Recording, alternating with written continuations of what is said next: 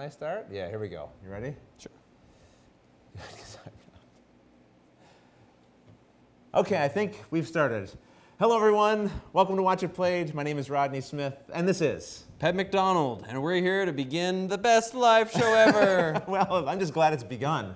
We are a little bit late starting this, and I think we're going to need your help once again just to make sure that the audio is okay. Pep, you're going to try to find the chat box on your device there. I'm going to do a little tweet, and we're going to see.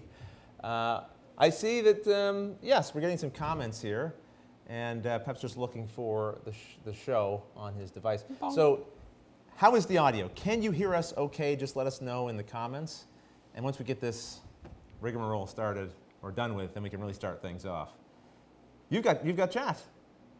Yeah, I can't pop it Good, over. good, but you can pause, right? So then it's not, yeah, perfect. Okay, Yeah. I'm going to turn this one off then, and we can begin. And I'm hearing it's good. I'm seeing it's good for some people. Thank you. Loud and clear. Ekwash. Audio, video seems good. Audio, Excellent. video, okay. Ties are straight. Sounds good. Okay, good. Waters they were full. Oh my goodness. They won't be for Every long. time before a live show, things happen. But we've got a new little setup here. The camera that we're shooting with here is the same as before, actually. Yeah. But let me just the table shot is no longer a webcam, so it's a little nicer now. It should be a little crisper. You can let us know if you think it's crisp or not. And then we also have our table and headshots here from when we decide to play a game a little later. A game that's set up on the table. We'll get back to that in a little bit. But first, let's do a little bit of housekeeping. If you'd like to ask us a question, no, we're not going to clean your apartment, Pep. If you'd like to ask us a question, please, before your question, put all caps question, colon, and then your question. It just helps us pick the questions out of the other chat that's going on in the chat room, which is great. I don't think the colon's necessary. I really want the colon, though. No. Just, it appeal to me. Well, just for you, if there's any that don't have the colon following it, I'm not even going to read them. Wow. Not going to read them. You have to have the colon. Put the colon in there. No semicolon. No, it's semicolon. What's the difference between the two? I have no clue. Okay. That's a whole other tutorial video. Listen, we also have a guild on the website Board Game Geek for Watch It Played. And before we do a live show, I will announce there that we are doing a live show and when it's going to be. So if you'd like to get a little more pre-warning about them, you can subscribe to our guild over on Board Game Geek. And I also take questions there in advance. So it gives us a few questions to kind of have handy to start things off if we want to before we start going into your questions. So that's a way maybe to get your question asked specifically, and you don't have to type question in all caps. That's true. When you do it on the guild. So you don't force them to do that in the guild? I don't. Wow. That's some real perk of being in that guild there. That's right. No, that's really the only perk, I think. But yeah, so we have a little bit of news here to catch you guys up on. But we can actually lead into that with our first question. Yeah, perfect. I was just going to say, what's the first one? Well, Matt H. Hoovy on BGG says, where have you been for the past few weeks? Well, we've both been traveling, actually, for the last, end of June anyway. I was at Origins, and then a BGG at sea. Yeah, you were on the water. I was on a big boat with the Board Game Geek cruise. It was a lot of fun. We went to Alaska, which was really unique. I've been on a couple cruises before, but generally to warmer climates, actually. But it was really neat, getting to see glaciers up front, in person, and then also just being with a bunch of gamers. Was it cold? It was, but not really. Like not Canada winter cold. Okay. Okay. So Yeah, it was like you might want jeans and a long sleeve shirt, but that's about it. You don't need a parka. No, didn't need a parka. Okay. I mean, when we got really close to the glacier, okay, it was a little chilly there one of the days. But did you get to touch a glacier, or like an iceberg? No. Well, yes, I did. At one of the facilities, like near the glacier, they would bring a piece of it down.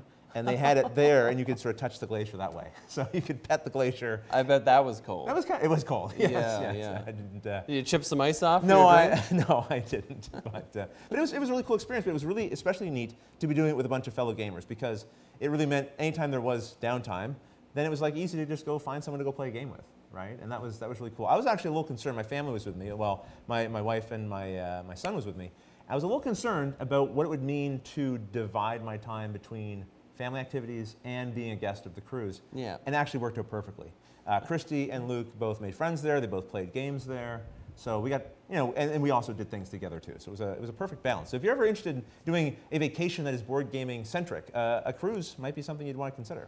So keep an eye out. The announcements for the next one will be there soon. I remember, we haven't talked about this much, but you said there was something about free ice cream? Oh yeah, there was free ice cream. So on the cruise, there's a lot of, well, free. You Oh. you pay. I mean, no, I'm saying you pay up front. I'm not insinuating anything.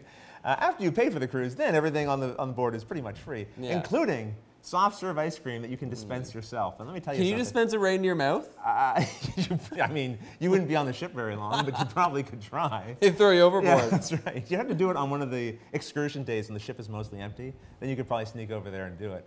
But it was, it's really funny watching people serve soft cone ice cream to themselves because look, I worked at McDonald's for several years. The one great thing about having done that is I've learned how to serve ice cream pretty well. People who don't, you watch them, they just turn it on, and the ice cream just they just let it gloop. Yeah, they just let it gloop. And so they end up doing a little dollop because they're afraid of doing any more than that. So the secret, and you might know, did you ever work fast No, food? never. Oh, okay. Well, here I'll share. Here's the tutorial. So what you want to do is you want to get your cone really close to the dispenser. You don't want to touch it, but get it close to the dispenser. Yeah. Right.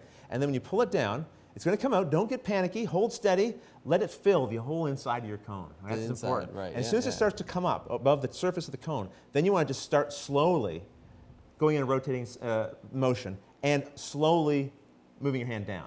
Yeah. Don't move it way down because then the ice cream's just going to fall over. Slowly. Just let it pack in real tight and dense. And before you know it, you've got you can have a foot-tall ice cream cone. No I hate problem. to tell you, this sounds obvious. Why don't people have... I mean, I've gotten ice cream enough times at restaurants to see that's what they do. They do. Yeah, Then I thought you were going to tell me that you tilt your hand slightly. No, and... I'm sorry. I did make it seem like... But given how hard it seems for people to do it, maybe it is. Maybe there is something in the wrist that I'm not even aware of. But yeah. Yeah, I mean, it's always easy saying something, right. and then doing it, so... Anyway, that was a treat, all the endless amounts of ice cream and gaming.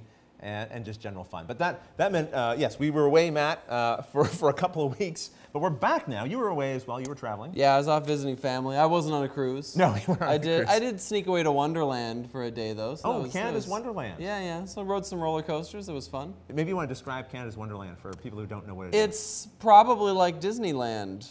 Yes. It's just a big, giant theme park. It's Canada's biggest theme park, I'm pretty sure. Probably a dozen or more roller coasters, a bunch of other rides. I think it has maybe North America's, if not the world's largest wooden roller coaster. Yeah, probably the Great Canadian Mind Buster. Yeah, I think so. But yeah, I think it does have at least America, or the North Americas. Do you like roller coasters? Is that? Yeah. What about the ones that flip you all around and all that stuff? Is that cool with you? So I didn't. Whenever I hadn't gone on a roller coaster before, I basically said, I'm comfortable with going on roller coasters, but I don't want to go on anything that goes upside down. That feels weird to me. And then finally, someone, I think when we went to Wonderland, was just like, well, why don't you just come try this one? Okay. And it was Top Gun at the time. It's called Flight Deck now because it used to be Paramount Canada's Wonderland. And they'd lost the license to Paramount. So they can't say Top Gun They can't call it Top Gun. And it's actually funny because when you went to the ride, the queue that you had to walk through was just full of Top Gun stuff, like the cool fighter jet, and there was like all this stuff. Now it's just random advertising for other things. Aviation stuff. So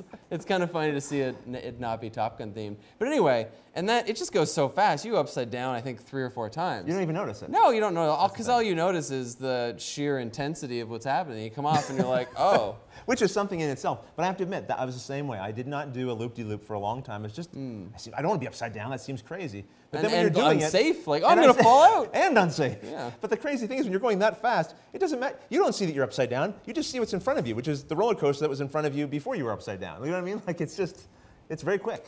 No, the easiest way I can think of describing it to people that in the future now who say, I don't want to go on it if it's upside down, I'm going to be like, okay, calm down. Like, don't panic. Okay. There, that's what happens. Your head tilts. It's true.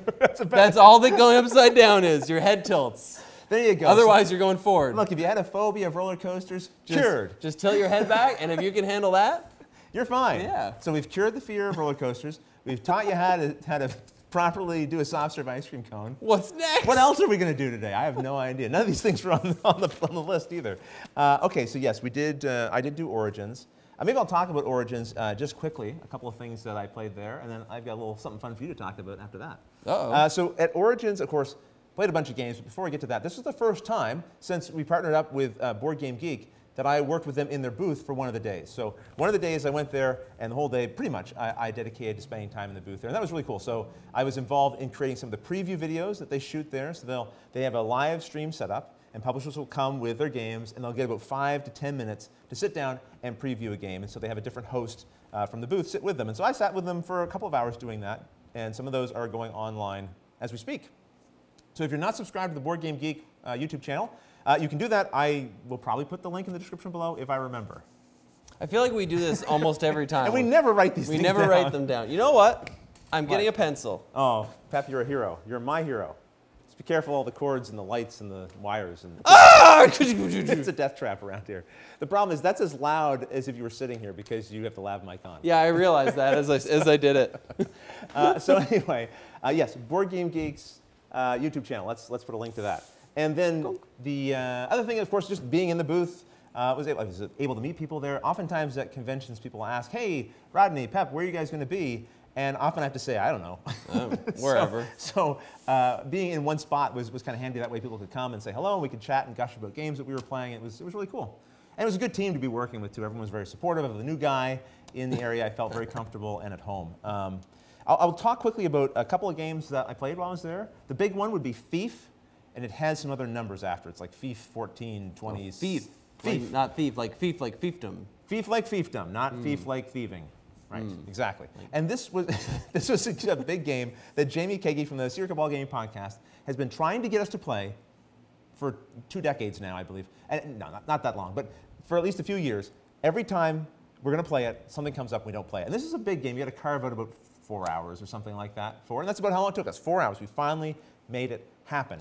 And it was, whew, what an experience. Now, oh, yeah, okay. So we're not going to review the game. We're just going to talk about the experience of playing. Basically, when you play, this is a very heavy negotiation style game.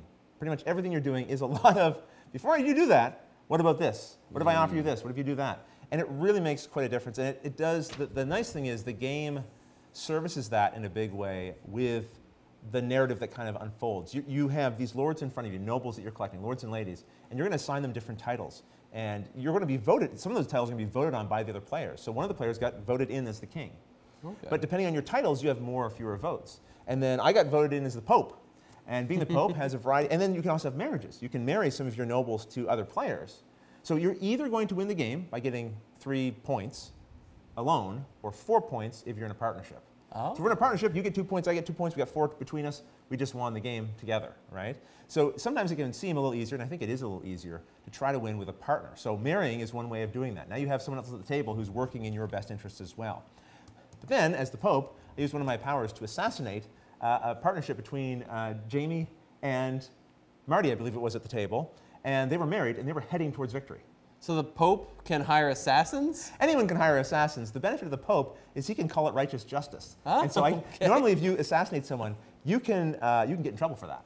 But as the Pope, really? Imagine that. I know we're learning all kinds of things here today. But as the Pope, no, I didn't have to worry about repercussions because of my high station. I was beyond reproach. It's just like real life. It's just like real life, yeah. So Marty and Jamie were going to win. They were going to get their 4th point. So I assassinated one of the married couple. They were no longer married anymore. So now they were separated. They weren't a team anymore. And so then, anyway, these kind of stories kept coming out. Tony, who was the king, he taxed the lands, caused an uprising in Marty's land, even though the king was the one who did the taxing and collected the money. It was the local lords who got blamed for it effectively. So anyway, I was so glad we finally got to get the game played. I was a little daunted going into it. Very big game, complex-wise and all the rest of it. But Jamie did a fantastic job teaching, and it was a lot of fun to play. All right, that was kind of a review. Forgive me. All right, so the other thing that I played, well, I played a bunch of things, but one thing I played that was a surprise was Magic the Gathering. I have not played that. What's that one about? Yeah, it's a game with cards. Okay. It's collectible. So it's like a card game? It's a card game, yeah. It's a collectible card game, Pap. You collect cards, you create a deck. Can you trade them? You can trade them if you'd like. Okay. And you create your own personal deck, and then you and I will duel each other in it. And Magic, of course, we're just playing around. Yes. Yeah. You know. We both know Magic Gathering. Very much so. We've talked about it here on the live shows before. And I was talking to Jamie before Origins. I can't remember why we got talking about Magic. I think we were talking about another game, and maybe said, well, it's sort of like Magic that way. And then we both kind of went, huh, I haven't played Magic in a while. How about you? And then I went downstairs. I found my old deck from when you and I used to play back in the day, my old black deck. And I was like, yeah, I remember that one. You remember that deck? I'm like, well, this is all still working. I don't remember what any of these things do, but it's all here. Jamie, bring your deck. And so a bunch of us brought our decks, and we played Magic. And you know what? It was a lot of fun. I do not want to fall down that rabbit hole right now. of playing more Magic. But just because I don't want to doesn't mean this guy doesn't want to. Pep, why don't you tell us a little bit about Magic? Because you've been playing this a fair bit lately. Yeah, so I got back into Magic again when Dominaria came out, which was a few months ago. And that's one of the sets. It's one of the sets, one of the new sets, yeah. And then recently, there was a pre-release for the new core set. They what does put that out mean? a core set. What's a pre-release? Oh yeah, so pre-release is before the set comes out, about a week before it officially comes out, yeah, and before the cards are legal. Okay. They'll release, they'll have an event where you get 6 packs and you construct a deck out of those 6 packs. And then so you couldn't go face other people. You can't go into the store and just buy a bunch of packs. But no. through this event, you can get a few for the event itself. Right, and you're not even supposed to be able to buy things while you're there other than the event. Yeah. The only exception is if you pre-order a box of the set, you can pick them up at the pre-releases as like a little bonus. Ooh, cool. But anyway, so on the weekend, I went to one pre-release, and then I went to another pre-release. Is that the same store? And then I went to a third pre-release. 3 pre-releases? Yeah, they had a nice deal where one pre-release is about $30. Okay. And if you went to all 3, it was $75. So I went to all 3, one of which was a midnight pre-release. So that was... that's some dedication you had there. Yeah, it was late night and then early the next day. So you get a certain number of packs, then you build your own deck from those packs? Is that right? Yeah, so you make a deck. I have my deck here, actually. Like a normal deck is what, minimum 60 cards, is that right? Right, so, but in these it's 40. Okay. Yeah, so you make slightly smaller decks.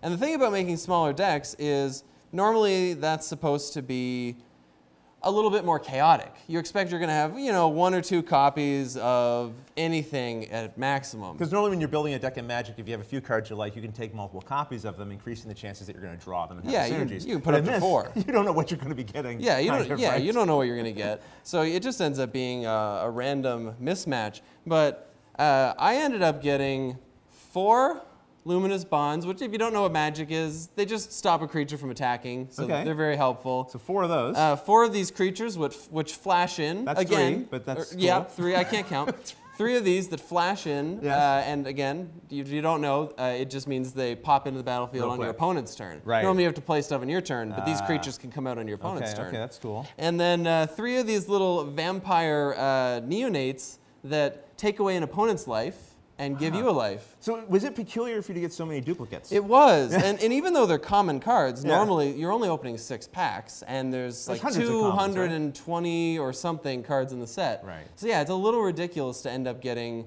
4, especially of the same common. And I definitely had a few raised eyebrows during that one pre-release. Where people were like, huh, you got 4 of those? Like, yeah, I know. That's why I made the deck this way. So tell me, how did you perform in your... I did really well in this did you? particular one. Okay. Yeah, so the first pre-release I didn't do so well. I think there was 22 people and I got 17th. Okay. But in the second pre-release, I did kind of better. I think I finished in 4th. Oh, that's very good. Which was, I guess it's more than kind of better. Yeah. And then in this one, when I made this deck, I was geared up to get first place, but then in the last match I lost because the other person I was playing against just had nothing but creatures. So no matter how many times I could hold his creatures down, he just said, all right, I'll just play another one. Here's another one, okay. Yeah, so I just couldn't stop. All right. The insanity, yeah. So in the comments, are any of you folks going to the pre-releases? Are you playing Magic? Is the new set drawing you in? Maybe you've been an old Magic player from a long time ago. Let us know. I'm kind of curious. Because I'll tell you, talking to the other guys at Origins who are playing as well, Jamie in particular, Jamie and Chaz played a game of Magic with their old school decks. Like these decks are not at all legal. No, like they wouldn't be legal in like any format now. Other and by legal, we don't mean that you have to be the Pope to play them because they're so illegal. We just mean that like within this tournament standard, they're not legal, right? Yeah, so, if you tried to pop into a Friday Night Magic at a tournament. like, you can't play in this tournament. At the store, yeah. So they had these old school, not legal at all, and it was like, Jamie described it as an old school back and forth, damage, healing, and it lasted a long, long time. Yeah. But they both had a tremendous time playing, so that was kind of fun. Did you play one-on-one, or was it like a big multiplayer game? I had played only one-on-one matches. I'm not sure if anyone else ended up doing like a multiplayer game or not. But that'd be a little bit more difficult with the kind of decks you'd be using, because that was a standard deck at a time. At some time, I think. Maybe. They might have been just crazy decks from back then. They might have been, but yeah. Well, okay, so that covers Origins and Pep's Magic Minute there for us.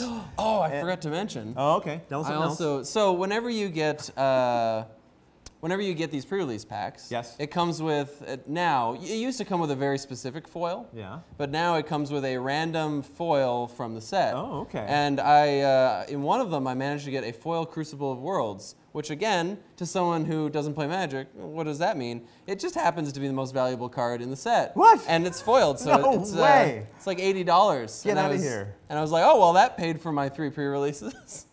So I was pretty excited. Me? That's crazy. And I got Phylactery Lich. You actually might have had him.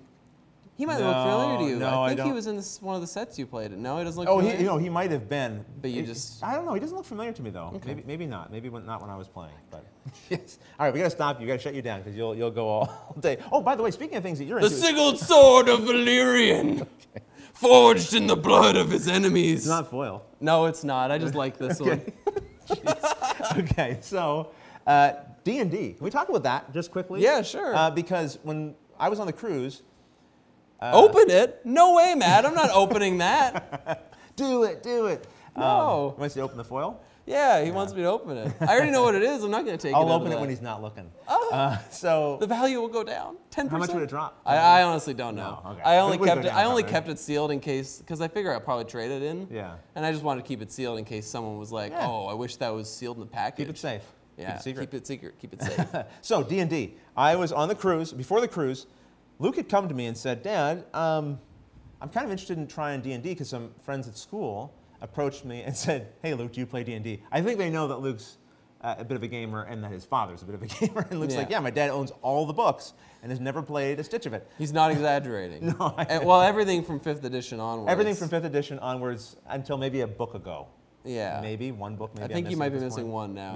Maybe. But I remember you wanted to quit, and then I said, no, get the next one. The next I did try to quit, good. and you told me to get the next one as well. Just get the next one. And I think it ended up being like the best-selling role-playing book ever. Yeah. No, I was serious when I said it was going to be. So you weren't wrong. Yeah. So anyway, I said, yeah, Luke, well, that's really cool.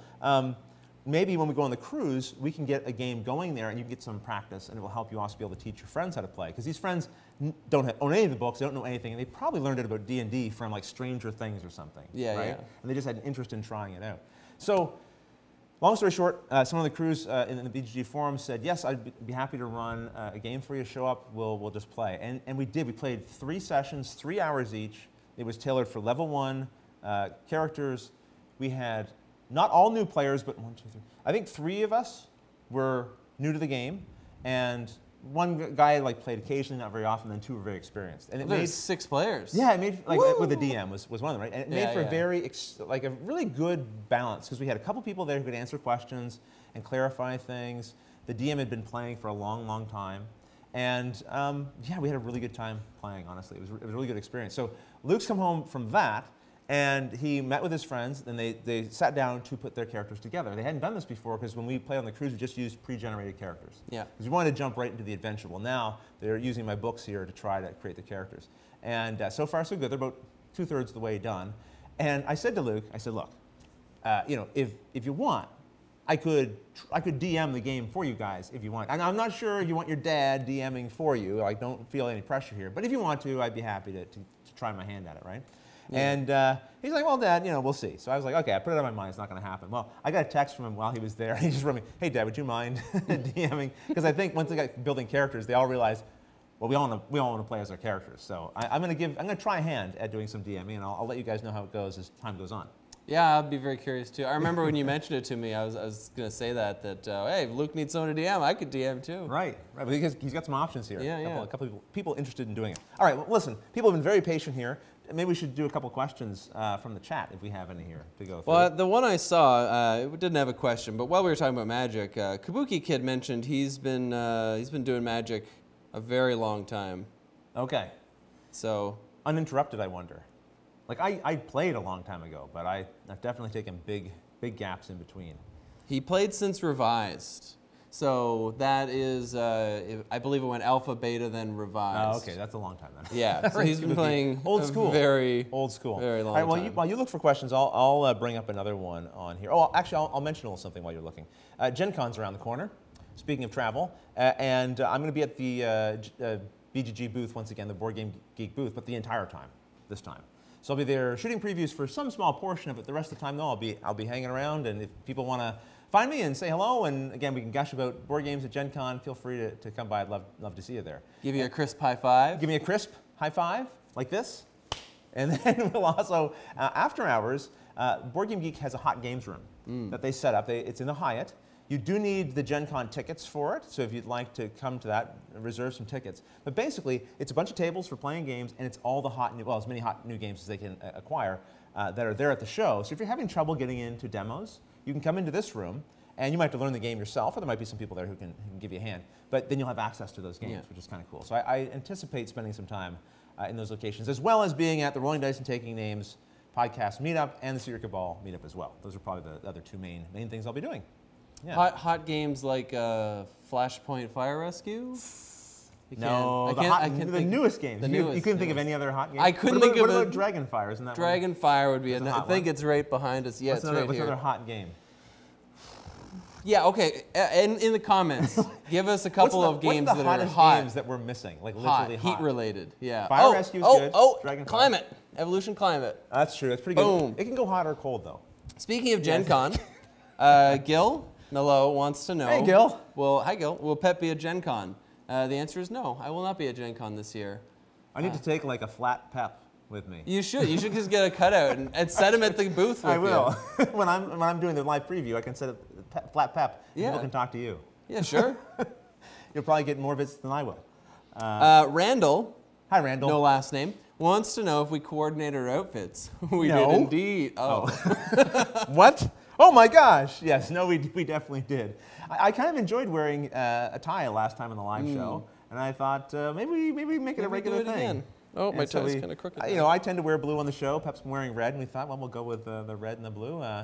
Hopefully you kind of dig it, but it also makes it very easy to decide what we're going to wear for the live show. It's true. Now we have a live show outfit. I will say one thing. It is, I know we're in Canada, but it's exceptionally hot right now, and the apartment with the lights and everything. Whew. So we got some fans going in the background. Hopefully it's not creating too much background noise. My apartment's notorious for being hot anyway. Yeah. We've actually had a couple of people, we have weekly game nights, and a couple of people just bailed on game night last week because they just said, no, it's too hot. We're going somewhere with air conditioning. Fair, very fair. Louis Zargonzona wants to know if you're going to Gen Con, which we already answered. Correct. But any games you're looking forward to playing or demoing? What a question you've got there. Because I also had a question from Matt H. who said, are there any upcoming games you're really excited about? Well, listen, yes. Well, let me put it this way, because excited about implies a little bit of a review thing. But let me just say that in the next few weeks we'll be recording some games for the channel. And one of them is Detective, the new game coming from Portal Games, where you're solving mysteries. Very good. And so that one will probably be the next tutorial you'll see on the channel. That game is slated to arrive this week. And then hopefully I can have it scripted, and we'll definitely be shooting it next week. So everything goes well, we'll have Detective for you to check out if you'd like to. I know in the past, I don't think it's any big secret that Portal Games has had trouble with their rulebooks. Some of them have not been super clear. And I'm happy to say that actually I got to see the Detective rulebook before it went to print. And I only found like 2 or 3 small things I was like, oh, I think this could be made a little clearer. And you know what? They added them in, and it went to print the next day. So.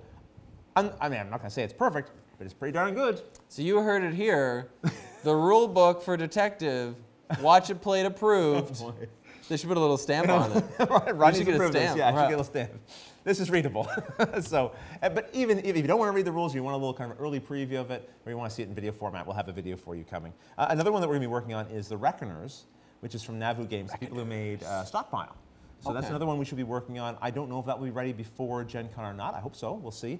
There's actually a couple other videos we're working on, Pep knows, that we're working on behind the scenes, but we can't talk about yet, and we can't sort of show them. They're kind of embargoed to be released a little bit closer to Gen Con. So if you're thinking, well, you're home, how come there's not more videos on the channel? Partly it's because we're making them, but we can't show them to you yet. So rest assured, work is happening behind the scenes. Can we pull a Tom Holland and just talk about them anyway? No, no, we cannot. We cannot. We gave our word. But Pep, you were also on Game All Night. We should mention that as well. I was. That's another YouTube channel, Game All Night, kind of like a late night talk show about board games and things. Yeah, right? yeah. It's like I was sitting there with Stephen Colbert. Right. Except his name is Chris Whitman, who was the host, and you guys talked for about I don't know, like a couple hours, wasn't it? Oh yeah. I think he told me it was supposed to be I think an hour or an hour and a half, and we were just having so much fun that yeah, it just lasted. Yeah, you just got to bend it back and it'll keep working. All right, good. You just got to write the backwards, if you know what I mean. Yeah, I know what you mean. Against lead. But it was a lot of fun. Yeah, so during the show, spoilers, we play a game, which he'll do on all of the Game All Night shows. But afterwards, I said, hey, I have this game here. Do you want to play this? You sprung a game on him? I sprung a game on him, and he's like, "Start rolling the cameras again." Like, and he's like, "Oh, normally the show we bring the games, but apparently." Was it an extra long episode then? Yeah, I don't know. Okay. I actually didn't watch it yet.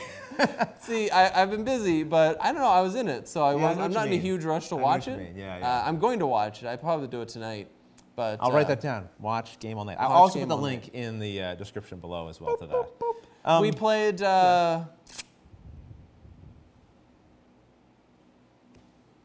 Good content. We played. It was. We played an improv game. We played an improv game. I don't know like the technical name for it, but it's. Is that the one he brought to the show? You mean, or? Yeah. Okay. It's basically where you'll find out if you watch. Yeah, watch the show. Yeah, that's right. We're not going to recreate it here for you. We talked a lot. I don't know how much of it made it in because again, this was us talking afterwards, but I think the camera might have still been rolling. But we talked a lot about Marvel movies and TV shows and stuff like that too. Yeah, I saw Ant-Man and the Wasp. I saw that. Yeah, I was there with you. That's right, you were. I was very small, so you might not have noticed me. Yeah, I saw that. We went with Luke, and I saw the announcement for Avengers: Infinity War Blu-ray coming in August, mid-August. So I'm excited to see that movie. Better get that before it vanishes. It's unbelievable. Oh boy, oh boy. I'm looking forward to seeing that movie again. I am. I have watched it twice. I watched it once on the small screen. Okay. I went home and watched a very bad copy of it. You're confessing this on our live stream? I wanted to move see along. It again. Let's move along. Oh, piracy, right. Move along. Okay. Next question. Yeah, next question. Matt Taylor wants to know what you think about Barry Trotz leaving the Capitals. I'm sorry. I think that's a sports question. Yeah, the Capitals is a sports team. Yeah. Baseball, I think. I think it's hockey. Okay. So I got that much, I think. All right. I have no idea. Don't know. No, don't follow. I think it's hockey. Okay, let's just get this out of the way. Do you watch any sports? I remember when we got these nice shirts, the man at the desk asked if we followed soccer. Oh, yeah. We don't follow soccer. Well, football, yes. No, I don't. Do you follow any sports? I used to follow basketball during the Michael Jordan, Isaiah Thomas, Karl Malone era. That was what my sport was. I loved that. But I really don't follow sports beyond that. You? Yeah, me neither. No, just my kids when they're not even esports. Yeah. Sorry. Yeah. So Canadian. Jackie Fox wants to know if we've been hit with the heat wave that's been affecting the Quebec. Yeah, it's here. Now, unfortunately, I was in Ontario, I think, when the heat wave was hitting Ontario. Because it was bad. You can't see my arms right now, but I'm probably about as tanned as I've ever been in my entire life. Okay, wow. Yeah. I've been in the basement most of the time, so I haven't been out in it. But the house, I'm glad for the cold basement, that's for sure. Yeah. Robert Pleat wants to know, when he started watching you playing with your kids... Oh, it's just the start of the question. You started watching when you were playing with your kids. Right. How are they doing? Oh. Is there any chance of 3 or 4 player games with them again? Not with Andrea. Andrea's away from home still. I know it's technically a summer vacation, but she's working. She's working down in Disney. So she's very busy. So no chance of Andrea joining. Luke is off school, of course.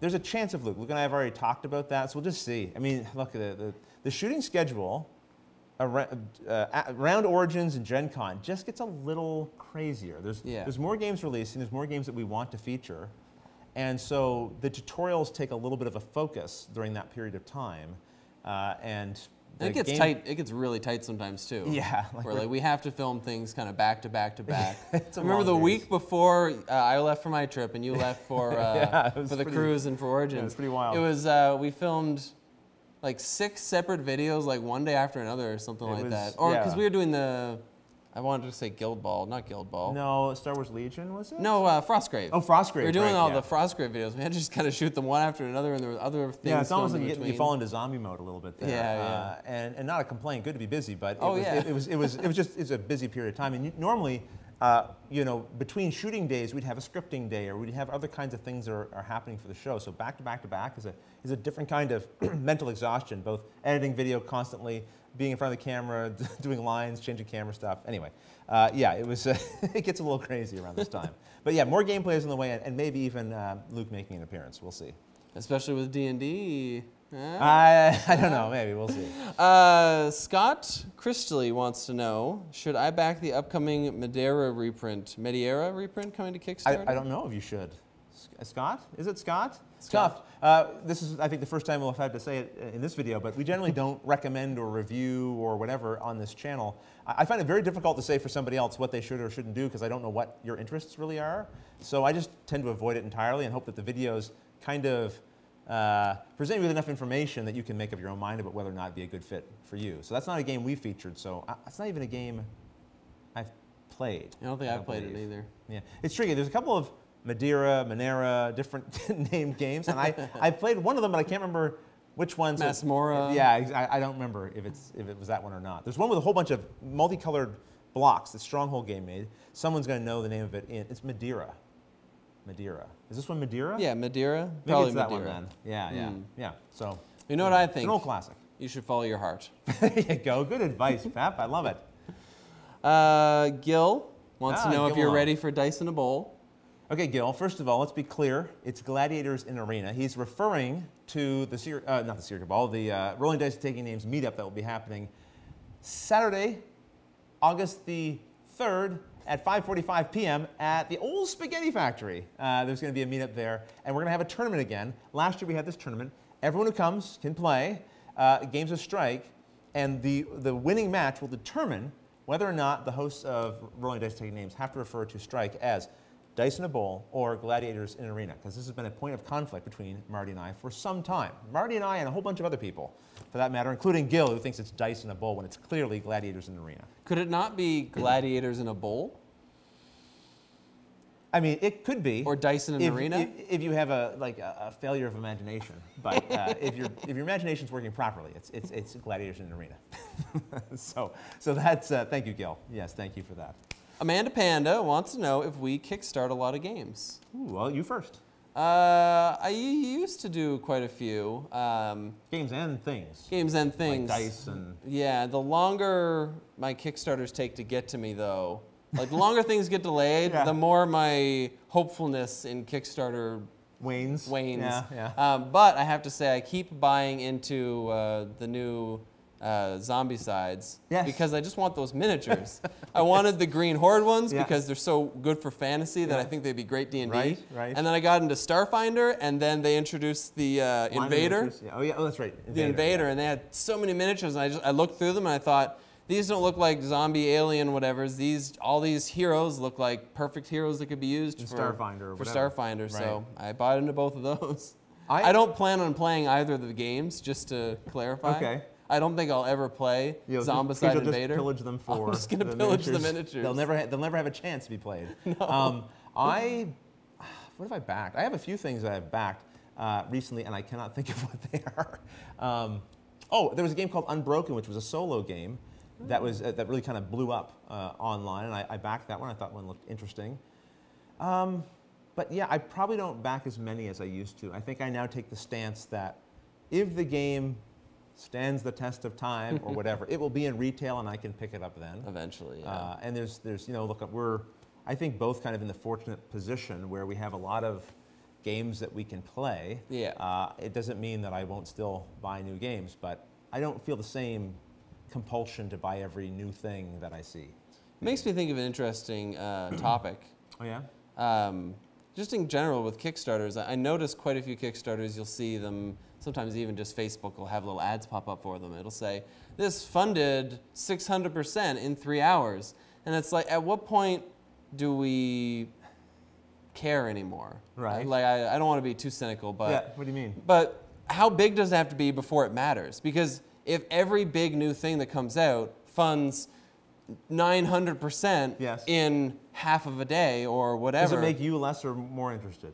I don't know. That's what I'm asking. That's what you're wondering? Should I be more interested? Like, I don't know what numbers they have to give me before. Like, Because if it said we funded in 24 hours, I'm like, okay, perfect. Cool, yeah. If it says we funded 200% of what we needed in 6 hours, is that better? Is that more? I don't. I'm still getting the game, right? Like I don't. I think it is kind of a marketing spin thing. It's meant to go. Look, if you want something that's really blowing up right now, that everyone's keen to get, this is the one to get. I think it's probably along those lines. But you're right. What is it?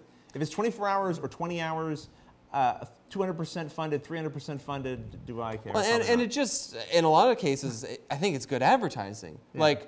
Like Simon, for example, this is going to sound negative, but I'm actually giving kudos to your marketing. The fact that like you'll see the Simon will quite often be like, oh, first day we broke the 400% or whatever. Like, I don't necessarily think that's because that game is better than another game that didn't break it so fast. Sure. You have amazing marketing. No, I see the marketing. Death May Die. I've been seeing advertising. Some people mentioned in the comments. They've got both good marketing, but they've also got this very loyal following now. That's true too. Yeah, like they've been doing this for years. Their first games, didn't blow up like this, but now once someone's back to Blood Rage and Rising Sun and another Zombicide comes out, I've probably got my eye on it automatically. Yeah. You're automatically looking for those things where something else, maybe even with the same amount of miniatures and production, and maybe even similar marketing, it won't catch your eye necessarily as much because I have confidence that this is going to be made and shipped and whatever, right? So, and it doesn't hurt, mind you, they've got names like Eric Lang and Rob Davio attached to these games, and the game that just released today, Death May Die. With this miniature that's as big as a toddler, you've seen this. Oh yeah. Yeah, it's outrageous. Now I don't think you can get that now. What? It was a limited. So when the Kickstarter launched, there was a separate pledge level that included that. Oh. And it was limited. And they're gone. They're gone. And what they would do is when they sold out, they would open up another one that would ship later. And I think may even be a couple bucks more expensive. And then when that one would sell out, they'd ship again later. Did you see how much I didn't look at it. Did you see how much it was? I'm kind of curious. How expensive? Yeah. It wasn't outrageously expensive. Like it was like $100 or something? Maybe. I was sort of. Because I've paid. I haven't paid, but I've seen people pay like $30, $40 you could probably look it up on there quicker than I could. But don't worry about it. The Death May Die. We'll leave a link to it in the description below. Okay, all right. You just keep saying this. I keep Death May Die. There you go. But so, and I actually kind of understand, I think some people were upset about the limited nature of this giant miniature. But I have to imagine you can only produce so many of those so quickly, you'd have to limit it. You know what I mean? It's like you can't produce 50,000 copies of a game either within a certain fixed period of time. It takes a certain amount of time. So doing it in blocks probably makes sense, although it's probably frustrating for people who weren't Johnny on the spot to pick it up, right? That's a big hunk of plastic. Yeah, I assume it's hollow, but yes. I hope it. Either way. If it's not, there's going to be news reports about that. I think so, yeah. Sorry, folks, plastic is run out. Oh, I thought more like it would fall off a shelf and crush someone. That's true. Yes, yeah, it's true. Could be dangerous to your health, literally and figuratively in the game. All right, we do have a game here. We do have questions. Gil clarified that the Goliath is the largest wooden roller coaster. Ah, well, there you go. All right. I don't know where that is. But. And Matt Taylor wants to know how many weights I can lift. The simple answer I want to know is too. It depends on how much each of those weights weighs. Hey, that's a good point. I don't know how much I can lift right now. I used to actually go to the gym and whatnot, but I've been a little bit more active because I guess product placement. Pokemon Go I've been getting back into lately because there's lots of new features like you can add friends. Yeah. And the gyms now have raid battles. Is it the Pokemon Go minute now? Just keep going. No. So I've been getting like a little bit better into. I've been walking like 3 hours a day for the last week at least. I can't fault you for that. It's getting you out walking. Yeah, it's getting me out walking. It's exercise. It's doing more than I'm doing. So I'm planning a running loop actually because the Pokestops each refresh after 5 minutes. So I'm planning out a loop where I can actually run. That'll take me a 5-minute run, so I can just loop and hit them again and just run in circles like 4 or 5 times. Okay. And then go home and sleep. All right, well, that's dedication. I'm sure there's some other people in the chat here playing Pokemon Go too. I hope so. Maybe you can share some of your secrets. I'll put my friend code in the description below. I could actually, you know what? I'll type it into chat while we're talking about something else. Pokemon. All right. Well, look, maybe it's time to talk a little bit about this game that we've got here. This is a game I picked up at BGG Spring called The Lady and the Tiger, and it's by Jelly Bean Games. And this is actually a game full of little games that you can play. And on the back, it does a really nice job here of saying, here's the 5 games, And here's the style of game it is: a deduction game, a bidding game, a puzzle game, and then the number of players: 2 players, 2 to 4, 1, 2 player, 2 to 6. So it's the time frame is about 15 to 20 minutes. So it seemed like a good game for us to get it here for the live show and just to show you a sample. We're going to do the game called Doors, and it is a deduction game for 2 players. Guess what? We got 2 players right here.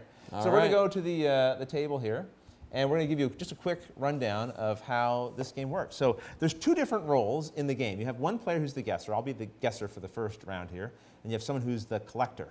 And these little score sheets are double-sided, so when I become the collector, I can flip it over, which is nice and handy. And each of the games that come in the box have their own little sort of rules sheets here that you can use to help you remember how they play. And there's, of course, also a rule book that comes with this as well. So the game starts with this deck of cards that's shuffled, and then 4 are revealed face up. So these, you'll see, have the same back. They came from this deck. And these will be either red or blue, and they'll either show a princess or a tiger. And so knowing that, that's going to help us guide the rule here. Because what's going to happen is we have these door cards as well that we shuffle up and deal secretly 1 to each player. And that's going to have on it, for example, here's a blue tiger. Here is a red lady. Here is a blue lady. And here is a red tiger, right? So each of us are going to be one of these, and we don't know what each other are. But then we're going to try to create sets. The collector is going to be trying to create sets that match whatever role they are. So if Pep is the blue tiger, he either wants to get in front of him 4 blue cards or 4 tigers. And so if he collects tigers, they don't have to all be blue. They could be red and blue. And if he collects blue, then it doesn't matter whether there's ladies or a tiger's on it. And I will have one of them, so I will know one that he doesn't have. But he'll have to decide which ones he wants to collect from here, because as he collects them, it'll give me a sense of what it is he's trying to get. I don't know if that makes perfect sense or not, but hopefully, as you see us play here, it'll all come together. I remember when you taught me the game originally, it didn't make perfect sense from the start, but wow, did it make sense pretty quick. Okay. And there's also, so maybe you can tell everyone how we get some points here in the game. This is about getting points, right? Right, it depends on who you are. So as the, I'm starting off as the collector. Yes, I guess you are the collector for the first one. Okay. So as a collector, my goal is to get a matching set. Yeah, I've already explained all that.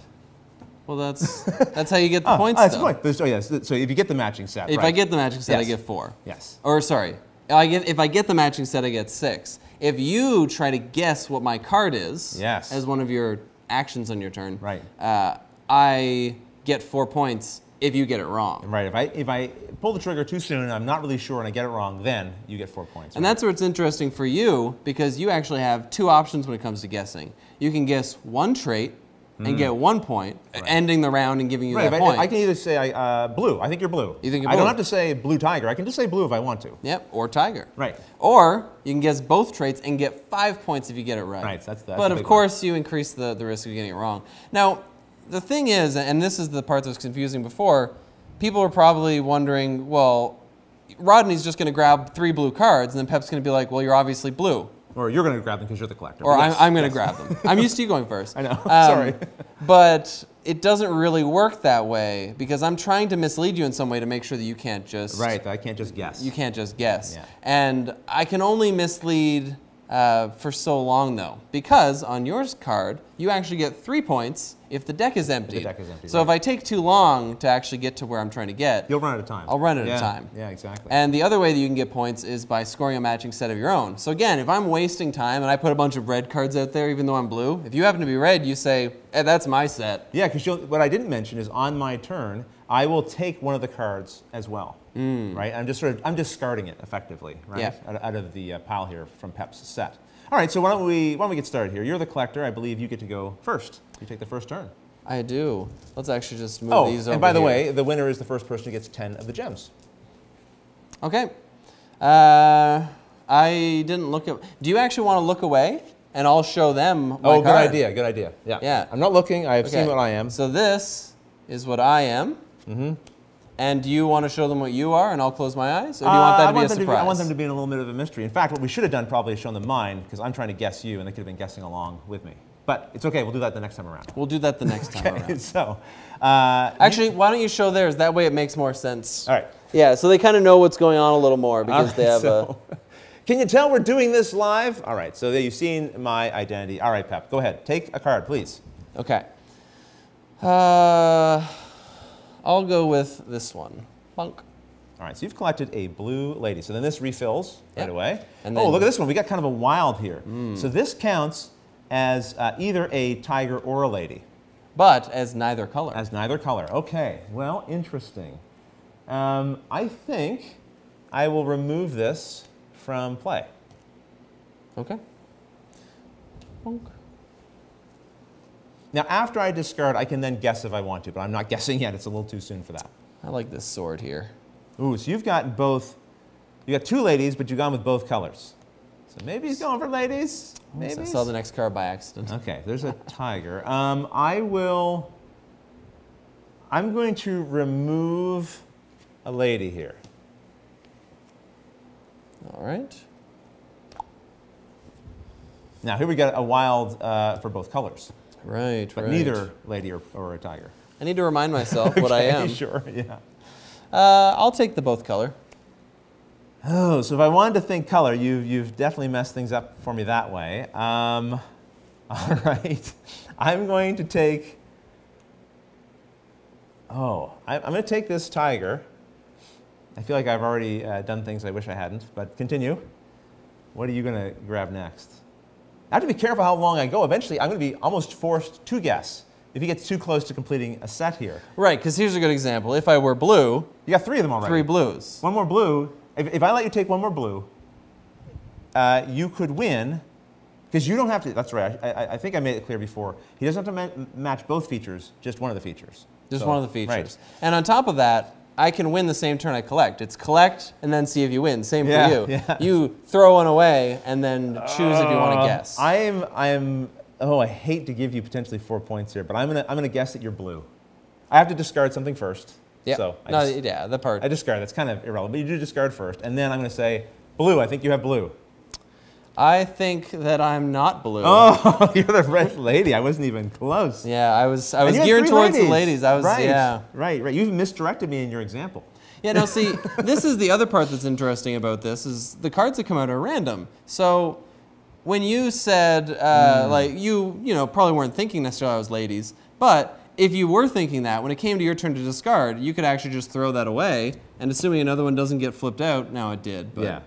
You might not you be can able to kind of collect control the ladies a little bit. You can control what people can collect. All right, so this means you get 4 points. And then these all get shuffled up, as do the identity cards, right? So I'll let you shuffle up the identities, because you're going to deal 2 new ones out. I'm going to become the collector.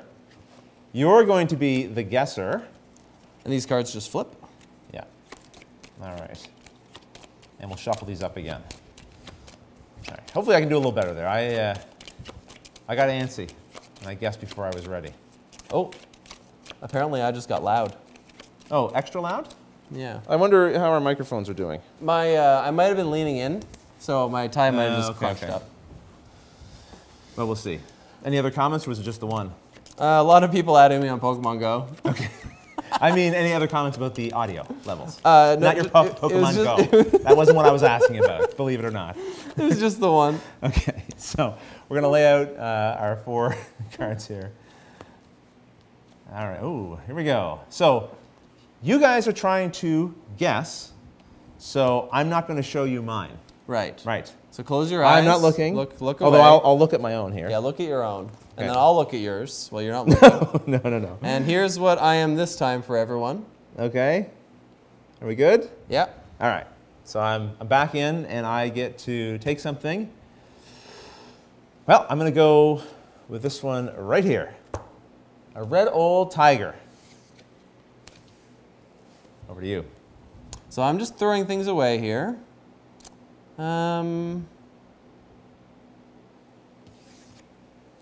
Forgot already, huh? Maybe. Okay, getting rid of some color options for me there. That's fine. You only have blue to pick from now. Well, no worries. I am going to take a blue tiger. This one looks kind of like a pussycat. But anyway, yes. There we go. Okay. What do you like here? I'm going to throw away this one. Oh, now you have either option. Interesting. Well, I'm going to take this one here. Do you guys think you know what I am? Feel free to put it in the comments below. I mean, don't. Pep won't look. He can't see it. Oh, yeah, I guess I'm the one who wants to know. Go ahead and guess. See if you can outfox me here. Or outcat me? A fox is kind of a cat. A fox is a cat in some way. I'm going to throw that one away. Okay. All right. This is looking pretty good. I'll take that one. Oh, I think I see one here that's face up in the deck. Oh. So I'll just put that face down again. All right. I kind of want to guess. Well, you can. That's your prerogative. Give me some points, Pat. I could guess one thing. Give me some points. But I kind of want to guess two things. Well, do it, man. Do it now. Or not. Yep. I'm going to do it. What are you guessing? I'm guessing that you are the red tiger. Let's see if he's right. What? What? I was the red tiger. I was the blue tiger. Oh, So it gave me a little you're bit the blue of, tiger. A little bit of. Yes, because you saw this blue and I you're saw like, the blue and I'm like, well, you're pretty sure you're going for tigers, but I'm the blue one, so. right. Yeah. Darn it. So what did you get for that? I got another 5, so one more point and I win.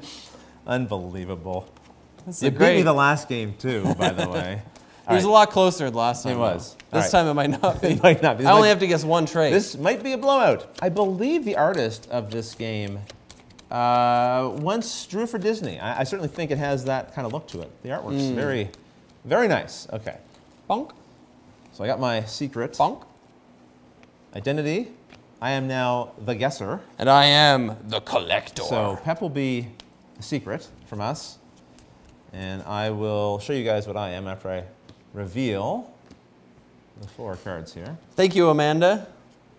She said I did a good job. You did a great job, an amazing job. So also, I should mention, this live show compared to other ones, we do have a better camera now on the table. So again, hopefully this is quite easy to follow for you. And if it is, it means we're that much closer to being able to do a live gaming marathon because we need to get something that's good for both the headshots and the table shots, and I think we might have it. Yeah, I mean, it doesn't look like you could read those. Yeah, I don't know. People can let us know. The only monitor we have here is like a television monitor, which isn't as crisp for sharp pixel stuff. So let us know if, I mean, if you can read some of this text on here, that's very impressive. But yeah. Thankfully, in most live games, you wouldn't need to necessarily read something that small. So I'm going to show you guys what I am. There I am there. All right. And we're going to try to figure out what Pep is. All right, Pep. Luckily, my video isn't turned on here, so. So you can't see it when you turn to the left. Yeah. All right, so go ahead and take something here, Pep. Right. Tell me your secrets. Tell me your secrets. Go. He's taken a red tiger. Well,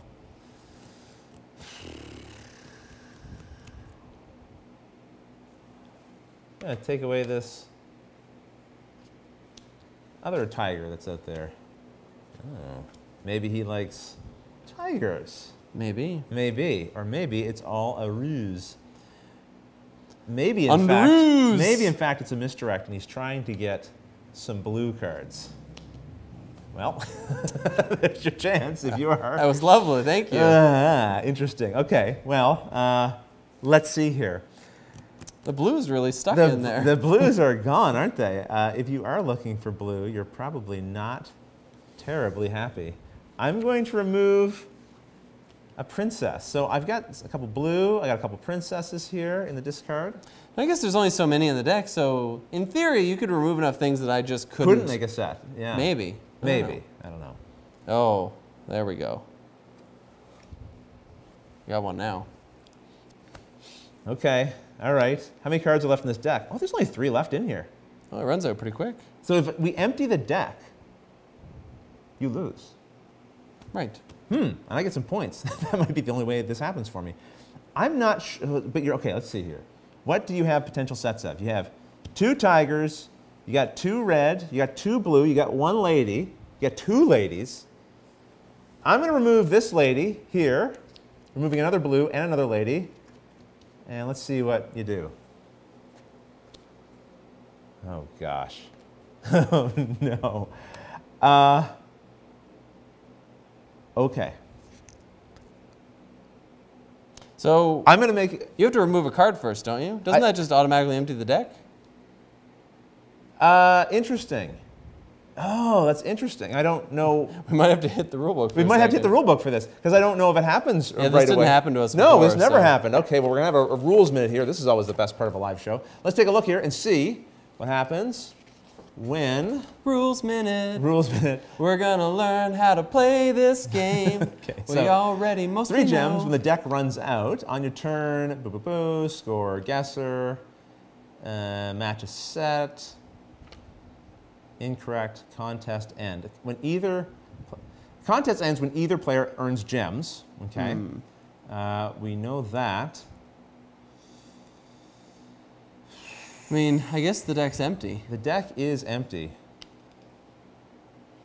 If the deck is empty, guesser scores. It says here, right? So, turn structure. Collector takes a card, refill the display. Collector reveals a set. That's optional. Then the guesser, that's me, discards a card. I refill the display. Before or after they discard a card, they may guess. So before or after, actually. Oh, so you could guess before if you want If the deck is empty, though, at step 7, then the guesser scores 3 gems. The deck is empty. Otherwise, a new turn begins. Okay. So before that new card flip, did you want to guess? I did actually want to guess. Okay. I'm going to guess Blue Tiger. Oh, the blue tiger. I got it. Yay. Were you the red tiger? I was, yeah. Yeah. So that gave me a little bit of a clue. So how many points do I get for being correct at guessing? I don't know. It's on you. That's 5. 5. I'll take 5. All right. Still in this. Still in this. Paper cut. Okay. Yeah, we didn't have that happen before. No. I tried a little too hard for the misdirection, I think. And you still got me. It was working. I was a little concerned. Yeah. But that worked out in the end. Okay. So again, this could be the last round of the game here. I wonder if people in the comments actually end up getting that right. Oh, did you already flip your card? I did. So you're now the guesser. I'm the collector. I'm the guesser, okay. yeah. Got it. All right. So bring these up a little bit more. Helen Adams confirmed that Jellybean confirmed that Thank you for the research. the illustrator was a former Disney illustrator. Oh, very cool. All right. And that the name of this game was The Lady and the Tiger. And it was produced in 2017. The Lady and the Tiger. I think I called it Princess at one point. That was me thinking Disney, but I did revert back to Lady for the rest of it. The Princess and the Tiger. That's right. Okay. So this is just Aladdin. I know what mine is. I'm the collector. I'm going to have to show everyone. Right. So here's what I'm working with. Let's see if we can figure out what Pep's got here. See if you can figure it out as well. No, you're the collector. I'm the collector. You're the guesser. Yeah, they shouldn't have seen that. Well, just close your eyes and everyone can see what I am. And we'll just... Oh, gosh. Okay. We're real good at this. It's not flipped yet. Okay, you're good now. All right. Yeah. So I'm the collector. I take the first turn. Right. And I'm going to grab... Oh, let me see again.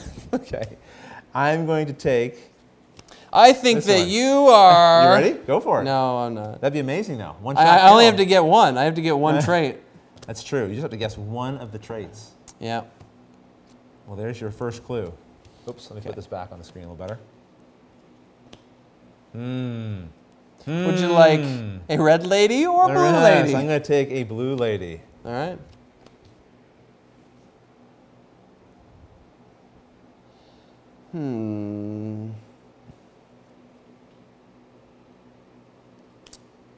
Well, you've left a wild for me. I think that should be one I take. All right. I'm nervous. On the surface, you look calm and ready. I think you're going to come in here and drop some bombs or something. Isn't that how it rhymes? It is, yeah. I'm nervous. You're going to pick this. I want to last one more round. No, he's already out there. Yeah, oh, right. I'm going to grab... Let me take one more sneaky peek here at what I am. Right. Right. I'm going to take this one.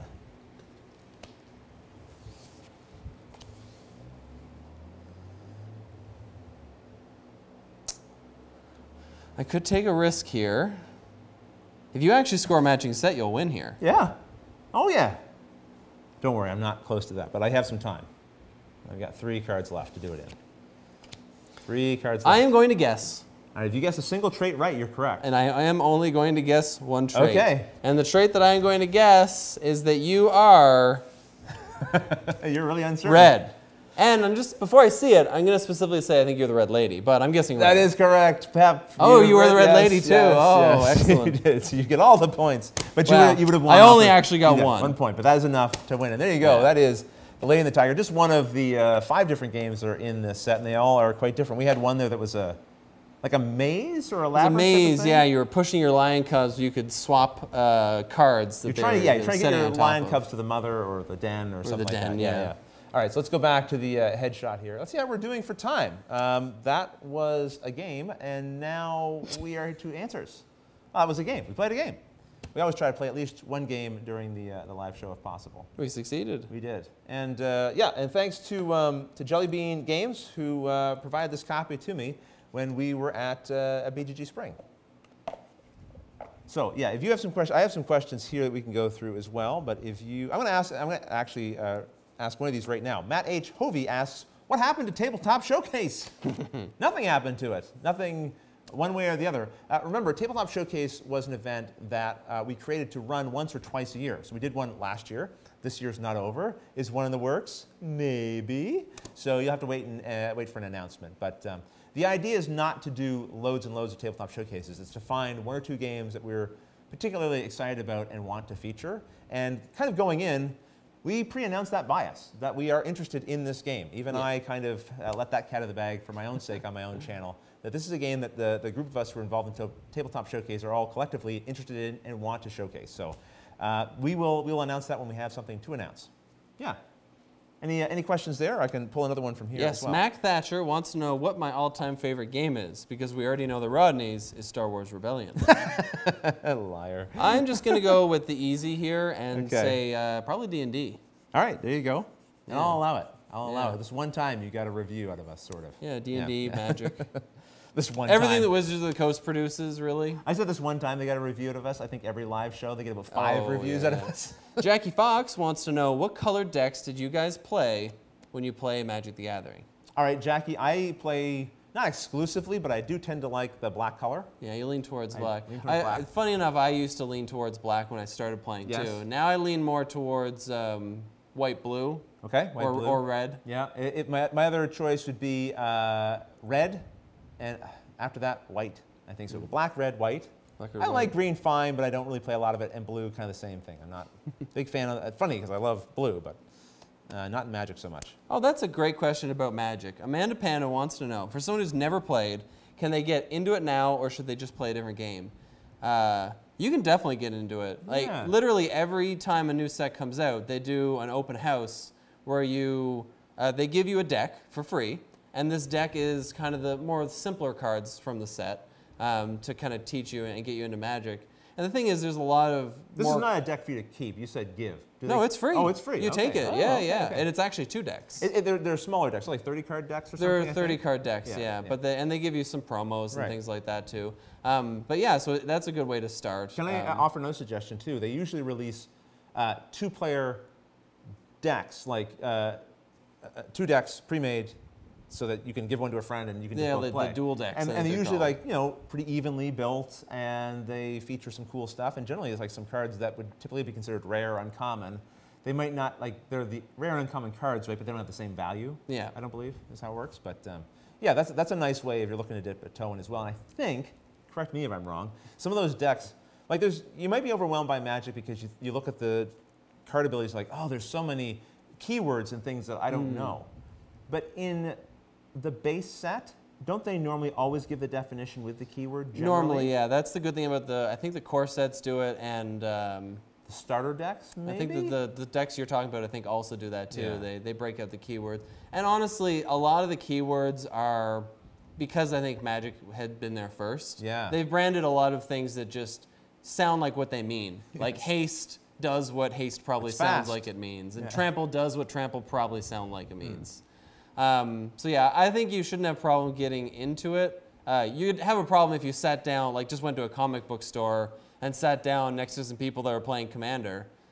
Right. And you'd just be like, what is this game type, and why do all your cards explode everything every turn? I think it's nice if you're getting into Magic to find somebody else who's also getting into Magic. True, very true. And I mean, look, if you have someone who's an expert, they can sometimes guide you. That can also be helpful. But if you're just trying to play casually and learn, it's kind of nice to play with someone who's an equal skill set to you. So yeah, good question. Eric Ma wants to know, what is our most treasured game?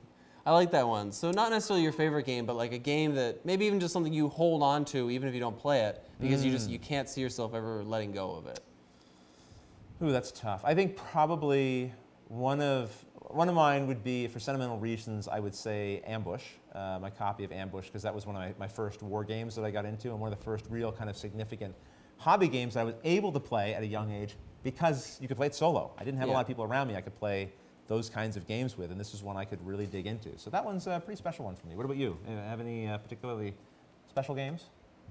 I definitely have a couple. I think there's basically like what you said. If there's a game I've either had for a really long time, or like Axis and Allies, for example, I have like one of the new like collector anniversary editions, and I don't play it. Yeah. I used to play it with my dad, and I think I've only got to play it once here.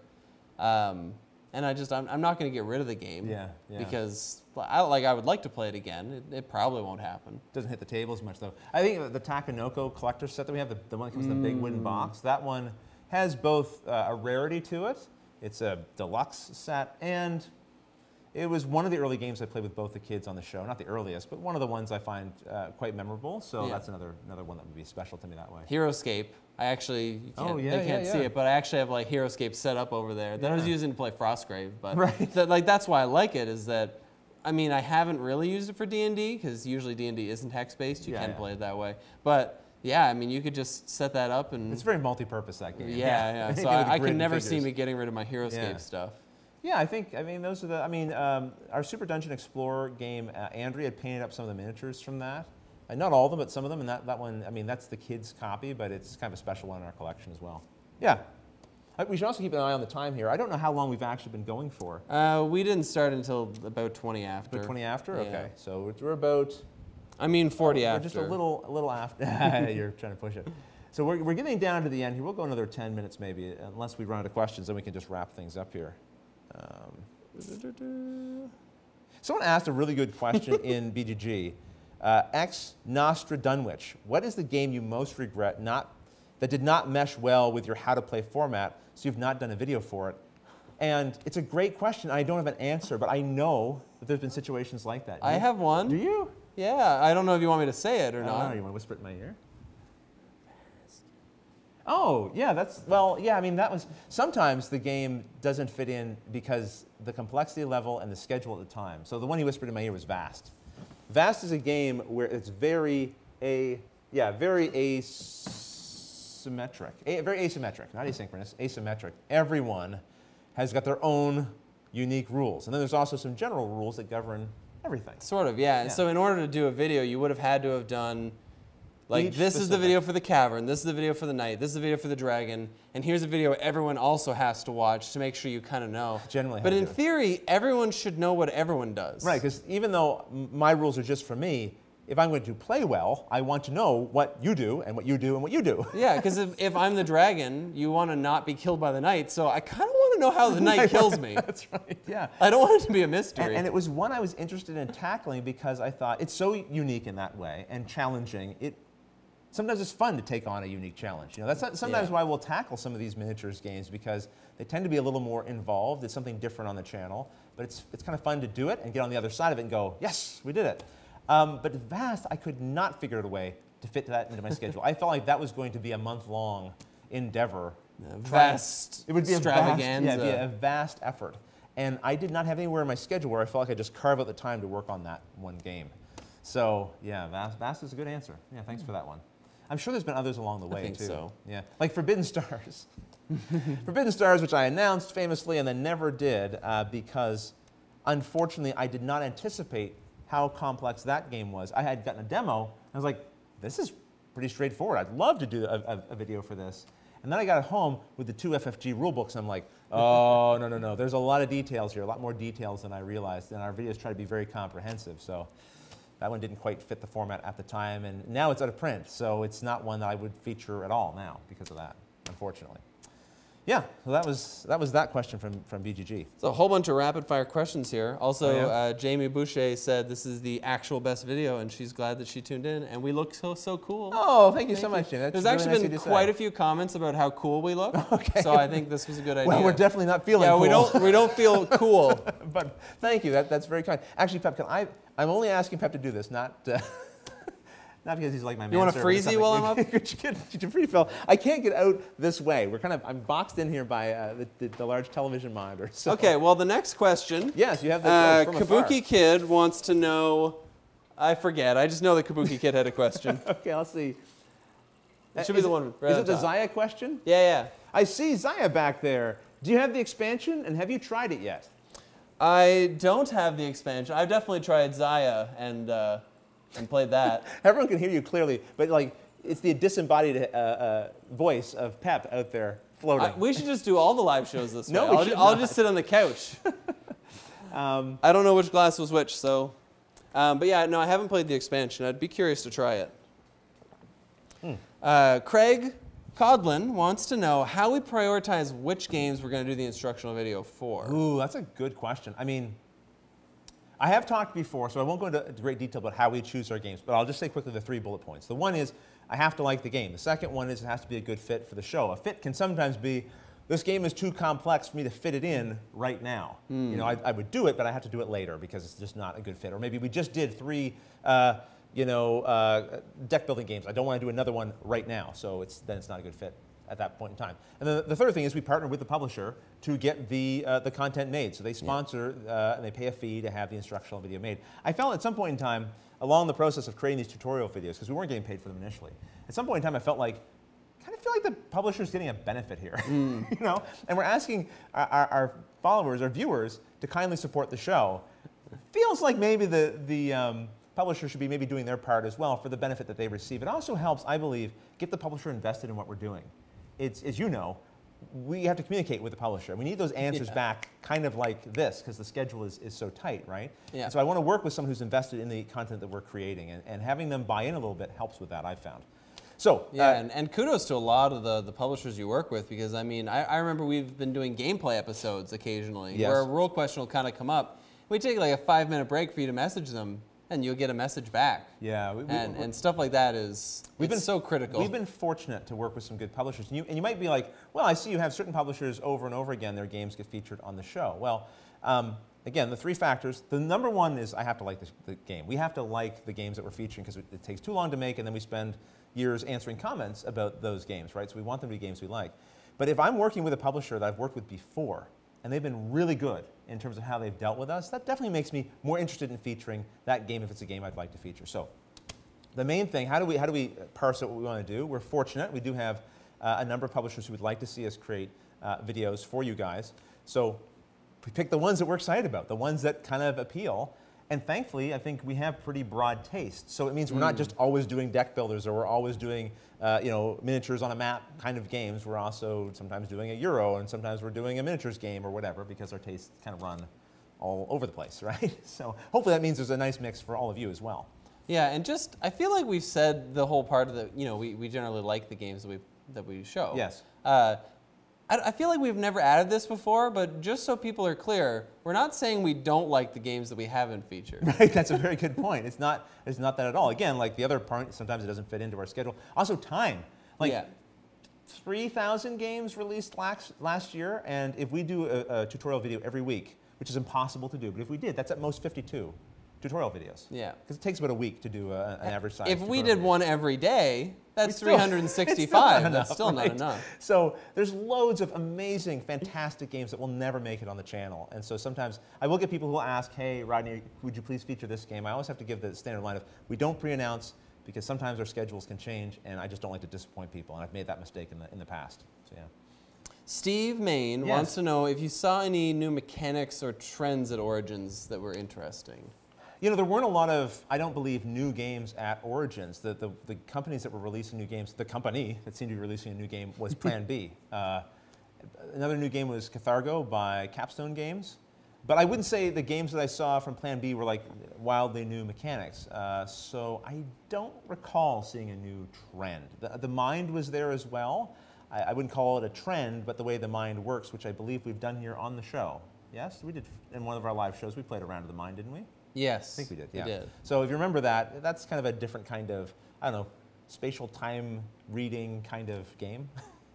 Anyway, but yeah, so I don't know. No new trends that I saw. One of these comments just confuses me because, oh, here we go. Someone wanted to know if we watch Shut Up or Sit Down, Shut Up and Sit Down, or any other forms of board game content. Well, I'm a board game media junkie, so I watch loads and I listen to a ton of podcasts, and I watch loads of different content. Maybe not as much as a few years ago, but still, I think quite a bit. And yes, Shut Up and Sit Down. Yeah, Shut Up and Sit Down, definitely one of the ones I watch. Yeah.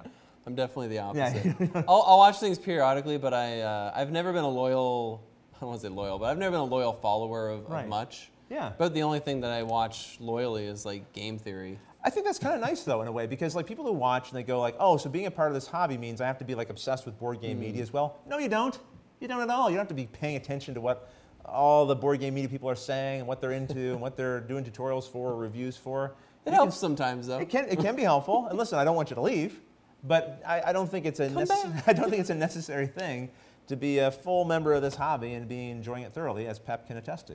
Yeah, and I mean, like I said, I see little things here and there. I just don't. I just don't feel like if I've watched A, I need to watch B. Yeah, for me, that's part of my enjoyment in the hobby. Is I do like seeing what different people are saying and hearing how they're discussing and describing it. So if that's your thing, then maybe you'll be falling down that hole of content that's on there as well. So here's a fun one. Amanda Panda wants to know: popsicle or ice cream? Gee, popsicle. Actually, I love ice cream, but when I'm very hot, I'd rather a popsicle. It's a little closer to a liquid. I find ice cream makes me thirsty afterwards. So. Oh, interesting. I've heard that from people. Yeah, popsicle's a little more thirst quenching. I prefer Freezy over both of them, but I'd actually go ice cream over popsicle. I mean, it's tricky. I eat way more ice cream than I do popsicles. But right now in this warm room, I would take a popsicle. Yeah, so I've only got Freezies I could give you. I'm sorry. Oh, that'd be pretty good too. Or a couple of my Freezies like broke or were leaking, so I just cut them and turned them into ice cubes. That works too. Okay, next up. Could you? Oh, because we were talking about Kickstarter. Yes. What would you think about doing a Kickstarter as a topic for the next Table Talk? Oh, thanks for mentioning Tabletop. Who asked that question? Oh, sorry, that was Mercutial CC1. Mercutial little CC1. Mercurial? Mercurial? CC1. Sorry, what was the question? That name erased my brain. Would we consider for a Table Talk doing a thing on Kickstarter? On Kickstarters, yeah. I feel like, did we do one about Kickstarter before? Maybe. Maybe. I have to go back and look, but I'll tell you Almost one thing. every time I have an idea for a Table Talk, like, I have to go back and look, like, did we do that already? I do have a little cheat sheet of the ones we have covered for just that reason. I will say this. I really want to get back to Table Talk again. Again, we're in this weird little crush of tutorial content that I feel like is a thing that people do kind of come to the channel for. So I prioritize that over some of the other things. Of course, people come for all sorts of reasons, but I do think that's certainly based on the views and such, that's one of the primary reasons. So I like to continue to create those tutorial videos as well. This actually, though, leads into another question here, the last one I had from BGG. Matt H. asked, any plans to add new types of content to your channel, maybe new things coming out of your BGG partnership? And so my short answer is yes, book's solid right now, but yes, there are plans to create additional content. Table Talk is one of them, which is not new, but revitalized. It might be new to you because it's been a while. I'm also doing some content with BGG specifically, so they're preview videos. On their channel, they have a show called the Board Game Geek Show, which is kind of like a news and variety show, and I've been showing up there as a special guest. I'm doing another recording with them tomorrow for that. So that's some content I'm making collaboratively with them, and because it's not on my channel, I speak very freely about my thoughts and opinions on games there. So that allows me to do something different in that way. But I have plans for other kinds of content as well coming down the pipeline. So keep an eye out for it. When the Board Game Geek partnership happened, we already had a schedule that was booked quite far out. Oh, yeah. So we kind of have to get past some of that density so we can get to the open spots. We can then start being kind of creative again with some of those new ideas. I always love when you show me the schedule, because I'll say, what's the plan for the next month? And you'll send me the schedule, and I'll have like 12 games in like this month, and then like 10 in this one, and then like another 8 in this one. And you're like, yeah, we'll probably do about 5 of these. Then the rest are gonna get pushed down. I'm like, well, then what are we doing the next month? Just keep pushing them. I mean, there's certain games that are locked in. that they are going to release in a certain month. And there's certain ones like, oh man, if we can just find a way to squeeze it in somehow. Yeah. And so I'll add them to the list. I mean, look, I still get just as excited as I ever did about the idea of sharing some new game with you guys. And so I want to do more. I want to do more. We want to do more. So you're going to really appreciate this question. Yeah. Scott Seward wants to say, or no, I started out 15 minutes behind, so I've been watching at 1.5 times speed. Right. I finally caught up, and now you sound so slow. Could you please talk faster? Look, I already think I do talk faster because I listen at 2 times speed all my stuff. So I think over time it's made me speak faster than I normally would, which I think most people talk more at this speed about here. When I listen to a podcast, this is about what people are talking, and I wish they would just talk a little bit faster, which is what I think I'm doing right now. So I think I fall in and out of speeds depending on how confident I feel in what I'm saying. Yeah, and I can say, so when I jumped into the show, I might have talked about this before on no, this is good though. This is true, yeah. When I jumped into the show, I kind of assigned this own task to myself. You didn't even really ask. I think you asked me to like go back and update the descriptions of videos or something. Right. And I was like, while I'm back there, why don't I like make a complete like list of every video and like all this different stuff and change like the naming formats and whatever. Yes. And I also had to go and get thumbnails, which meant I had to watch a lot of the videos. And yeah, I can definitely attest to that. Like when I was watching the very old videos, like back in like Lord of the Rings, you were like, okay, so now we're gonna flip this card here, and it says that this monster is gonna get this at us, and it's like, wow, and then you're talking now, and I mean, I know I definitely talk a little bit fast, but I don't think I'm ununderstandable. But that's the thing. No, you're not, well, that was a little ununderstandable. But I think you coming onto the show actually changed some of the speed a little bit as well, because you did some tutorials early on, and I had a formula for how long it would take. So if the script was 10 pages, the final video would be 20 minutes. Almost to a T, it would be like 19, 20 minutes or something like that. And then you did one, and it was off. And I noticed that over time, my formula started to stop working. I'm also good at talking, as you can see. They started to get faster. It was no longer, it would be like, oh, if it's a 10-page thing, it'd be like 16 minutes. So I think over time, hopefully not to the point where it's impossible to follow. My hope is that the video and the visuals are helping, are paired with the fast talk to help give you as efficient a delivery as possible without losing you. And I know that sometimes I have had comments of people saying, it's moving a little fast. Thankfully, I don't get those very often. I think it's probably impossible to satisfy everybody. So I'm chalking it up to that a little bit. But well, and at the end of the day, I mean, yes, you can speed up a video, but you speed up the audio, but it also speeds up the video. So if you're trying to show something on the table, it might be bad to be sped up. But if things are moving too fast, it's not impossible to pause. And it's like, oh, I didn't really see what was on the table. There's slower speeds too. There are slower. Although it starts to sound a little for me. But no, I thought that was an interesting question for you too, because around the same time was it around the same time that you started listening to your podcast at 2 times speed too? So I feel like it was a mix of me and the podcast thing and just everything in your life sped up. I think so. Because the faster you listen to things, the more time you have for things. See, that's why I'm able to still be a board game media junkie and create all this content, because in my downtime, washing the dishes, mowing the lawn, whatever, I'm 2 times speeding like a whole bunch of podcasts. I just love the first time I noticed, because you're in your car, when you start the car, it automatically turns on. It picks up my phone. And so, it's just, I get into the car, and then suddenly they're like, oh, I'm like, what's going on? I know, it's a bit We're being attacked. It's a bit much, I know. So Scott Seward, I'm sure you didn't think that comment, and he did say it was a joke, but I'm sure you didn't think that comment was going to lead to that long of a discussion. That's why your comments are also great. We love your questions in here. Hi, Horse the Second. See, we've got in all caps, it's not question. Compliment. It's a Brandon compliment. Graham wants to say, this live show looks and sounds amazing. Your best yet. Oh, that's great to hear. I mean, I presume you mean on a technological level, and that means a lot, because we've been trying for a long time. In fact, before we went live, yes, we were late. We had a whole bunch of things that were not working. We were getting a report saying the stream was bad. And I haven't seen... We couldn't figure out what that was. So presumably the stream's been, it sounds like it's been fine, so that's great.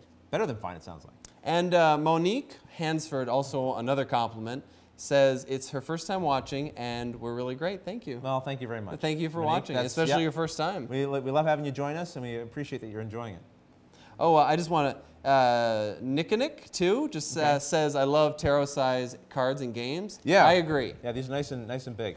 Unless it's a deck builder. If I have to shuffle these, I'm not happy anymore. I like them, but it really does depend on the game. Muse is another game that uses that size cards, but it's fine because it's really about the artwork in those games. It's about the artwork, yeah. You're looking at it, it's like Dixit-styled cards where the art really, you want it to pop.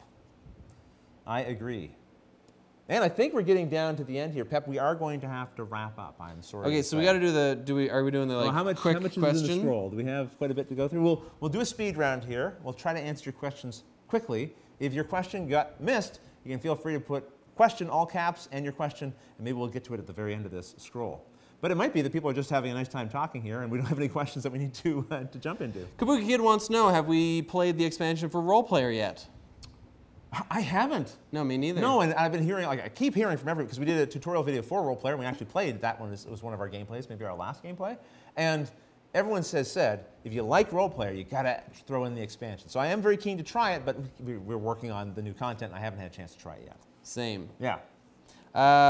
Josiah Bennett wants to know, are we planning on doing more videos for the classic games? Oh, Josiah, I'm so glad you asked that because it means that maybe you're interested in them. And yes, I definitely plan to do. We have in that spreadsheet that Pep was talking about with the 8 games we're going to try to do this month and the 10 games we're going to try to do next month, sprinkled in there are some of the classic games that I'd like to do as well. So yeah, I'm pleased to see that people seem to have enjoyed the classics. I almost feel, and I don't know if I mentioned this before in the live stream, but I was concerned doing them. People would be like, well, again, why are you doing that one? What's the point? You could be doing be doing some hot new game. Why are you doing this one? And what I've noticed is that people seem, even if they already know the game, some people are actually finding out rules they've been playing wrong for years, which is kind of including fun. us. Including us. And then others are just kind of happy to see their game being championed in some way. Yeah. Like, oh, hey, maybe someone who follows Watch It Played who's never played Carcassonne is now going to discover it. Or maybe someone new to the hobby who happens to stumble across Watch It Played because of our channel, maybe they would find Carcassonne and suddenly this will help get them into the game. So that makes me happy. Yeah, and if I have a friend who needs to learn Carcassonne, instead of teaching them, I can say, hey, do you want to just watch this tutorial? Because those games have been around forever. They'll be, maybe not, they won't necessarily be around forever, but they'll be around for a long time. So hopefully these videos will always have some kind of use to people. Oh, someone answered. I'm going to answer this anyway. Victor Polinsky asked, what is game theory? And I'm only answering this, someone answered below, but yes. I feel bad during a live show when we talk about something and we don't immediately answer the questions that someone had about that one thing. And define it for them. Yeah, so it's good. You did that when we were talking about Magic. You kind of like forced me to define something. What's a pre-release? Yeah. So game theory is just, it's a YouTube channel where he takes like little bits about games and we'll talk about theories behind it and kind of even like little facts behind it. And sometimes like real facts and sometimes fake facts? Yeah. Not like fake facts, but like, hey, if Mario was to... Can you give me an example? Of I got a great example. But there's also a film theory one too, and he does the same thing. But a good example for the game theory one was, he did one on Pokemon where it was like, everyone in Pokemon is a Pokemon trainer, essentially. Is this a real sustainable lifestyle? And he worked out... It's funny, he goes into real detail. He worked out the price of lemonade. Yes. And like compared how much lemonade costs in yen, because the game's from Japan. I don't know what lemonade has to do with Pokemon, but if you, I know. But anyway, compared to the price of the lemonade in the game, and it matched up enough and other items in the game that it's like, okay, so this is real money for money. Okay. And it came up to something ridiculous, like Ash makes like $1,400 a year. So he should be destitute then. So he should be destitute, yeah. Well, and that he is homeless if you think of it. He lived. Well, I guess you didn't. We talked about this, but he lives in a tent essentially and travels around. Okay. Like so he is. Maybe it kind of makes sense. Yeah, it kind of makes sense. So that's game theory, kind of defining the theories behind the games. Yeah, and it's been around a long while. Are there any roll and write tutorials coming on your channel? Well, have you done any roll and writes? None that I can think of. I can't think of any either. I was in talks. I'm in talks to do one potentially. But again, I don't like to pre-announce just because if I do say, hey, we're going to do this game, and then something changes the schedule, I don't want you to be disappointed, like, hey, you said that was coming and it never came. So it's definitely not against it, because again, we love variety on the show, so roll and write definitely should be done soon. Well, yeah, sooner than later, hopefully. We're supposed to be answering these faster. I know, I'm sorry. All right. Faster. Jeff Rainwater, what is your favorite Smash Up combo? Remember Smash Up? Oh, yeah, I do remember Smash Up. Pirates and Dinosaurs. I think Wizard Zombies. I just randomly guessed those. I haven't played Smash Up in a long time. All right, speed round. R. Cranston 3, what fantasy class best represents you? Fantasy class best represents me. Do you know one right off the top? This is speed round, and this is not an easy one. Gosh. This is going to sound so pretentious. Are you going to be a paladin? Yes, but it's too pretentious. No, I'd buy paladin for you. I think it's more about the alignment, right? Like I'm going to try to do the right thing, whatever that is, however you define it or whatever, I guess. I think it would be rogue for me, but less of the steely rogue So and more of the skillful Okay, rogue. Yeah. Well, I think rogue fighter. If I playful. that's I like playful. that. I see that. Yeah. I see that in you too. The Wanderer.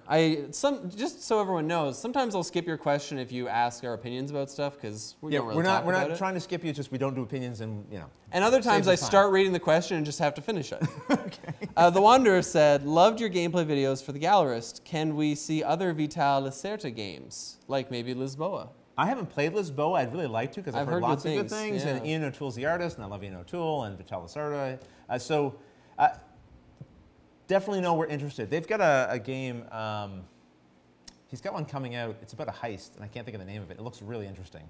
And the theme is one that one might argue is more viscerally exciting than most other games. It's a heist. It's not doing a gallery or what. I mean, when we did our galleries, we had it set on fire. We had thugs running around. I mean.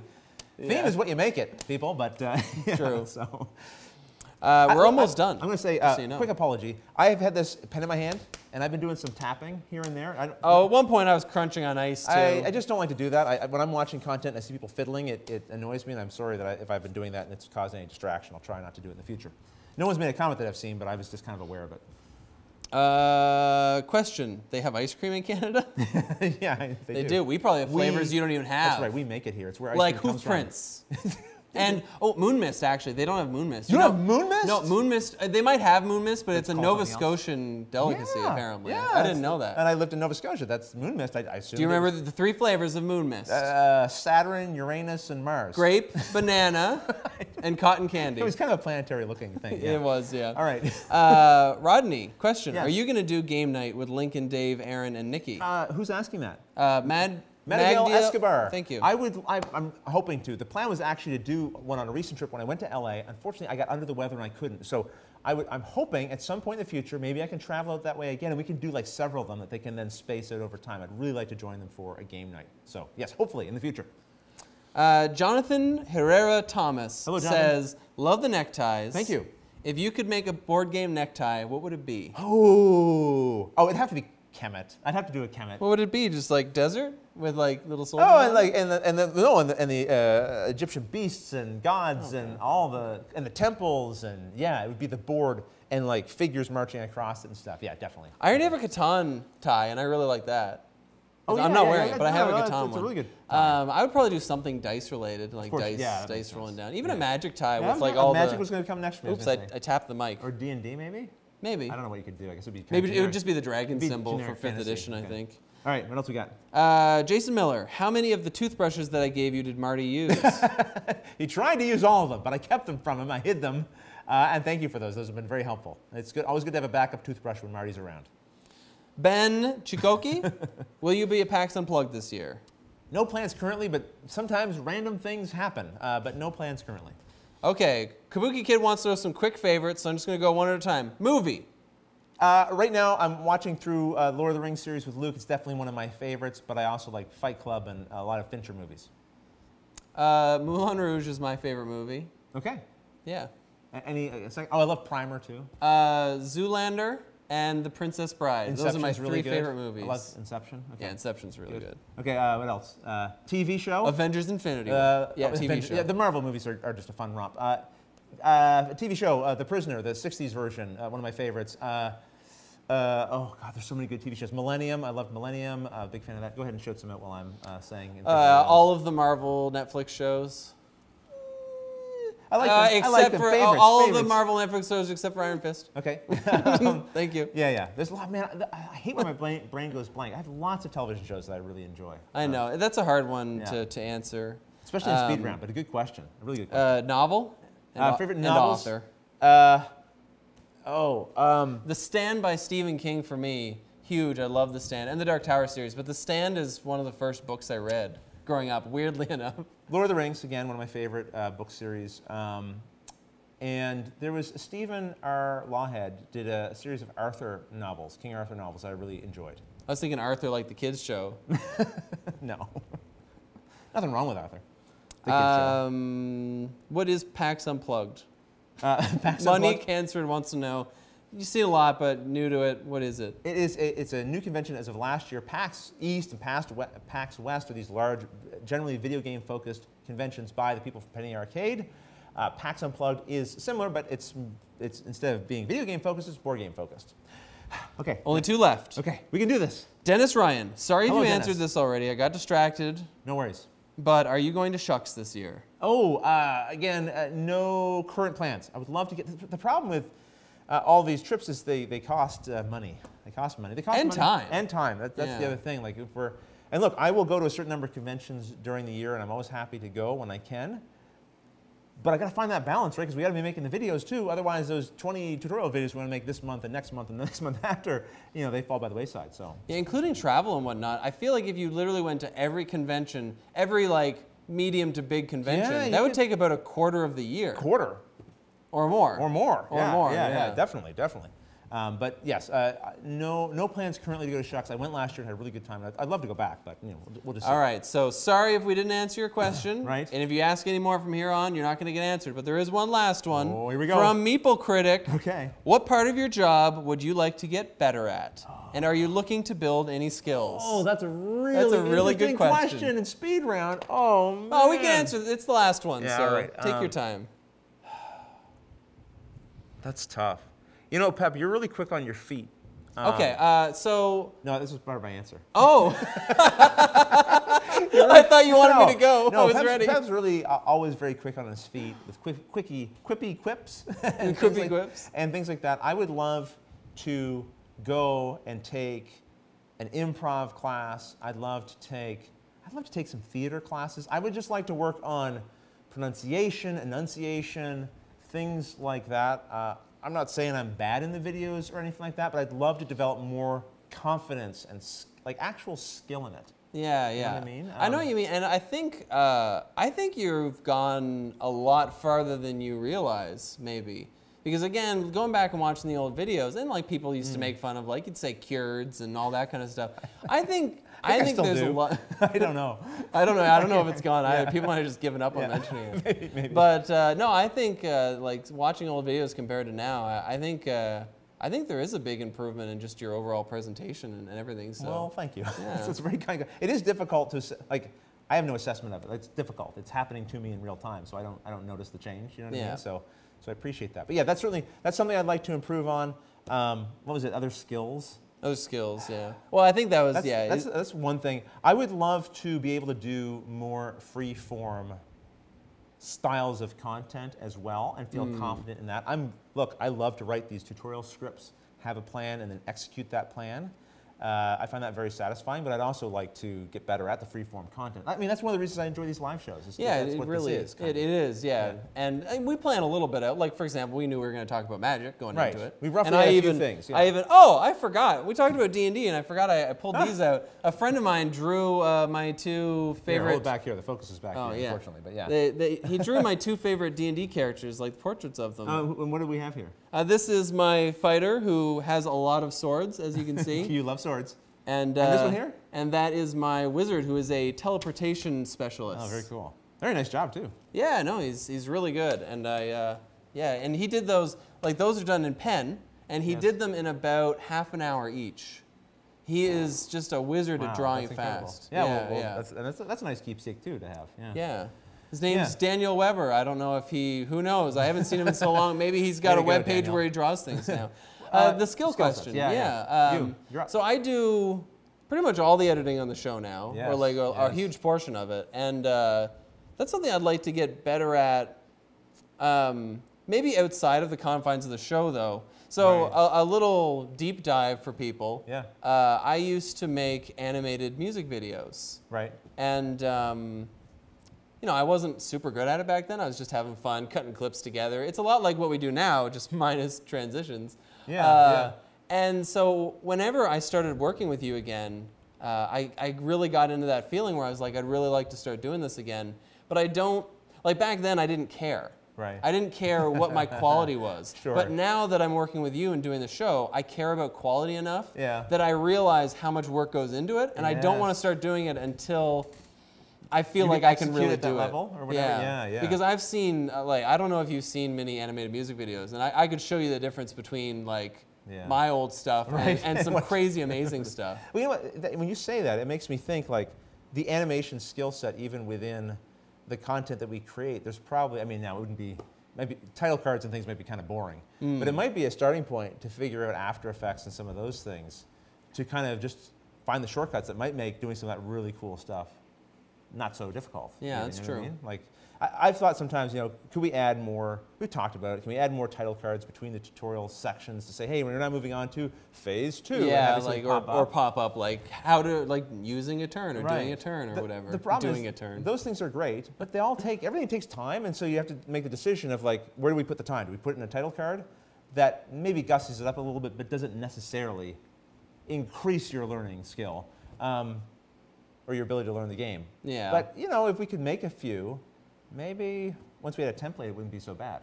I don't know. And just to clarify, I realize when I say animated music video, that might not have been clear to anyone out there or even you. I mean, like, take an anime. Yeah.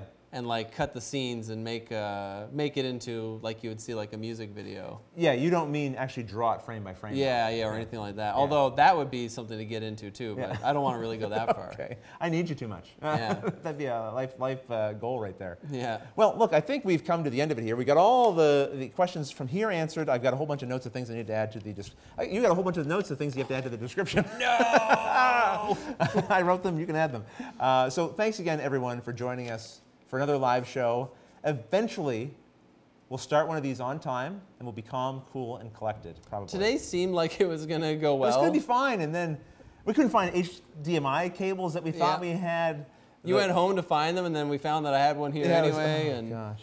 Yeah, just before we went to start, the stream wouldn't start, Thank you all so much for your patience, for sticking around in the chat, waiting for us to get started, and then being here with us. It means a lot to us. And until the next episode, thanks for watching.